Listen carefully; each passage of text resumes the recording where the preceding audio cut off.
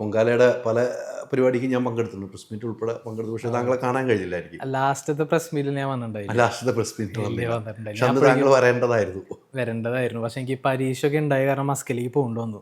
തിരിച്ചുപോയി. Yes. Release കഴിഞ്ഞിട്ട് പിന്നെയും തിരിച്ചുപോയി.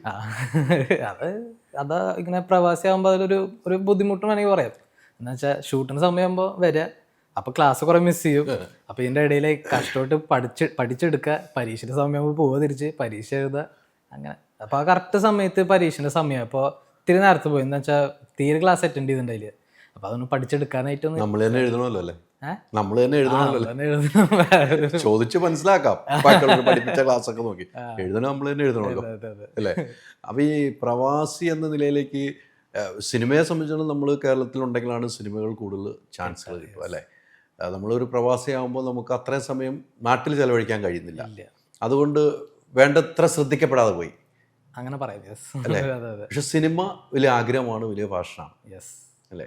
അല്ലെങ്കിൽ 13-ാമത്തെ വയസ്സിൽ സിനിമയിലേക്ക് എത്തണമെങ്കിൽ ഒരു ആഗ്രഹം കൊണ്ടും പിന്നെ പേരൻസിൻ്റെ സപ്പോർട്ട്. 100%.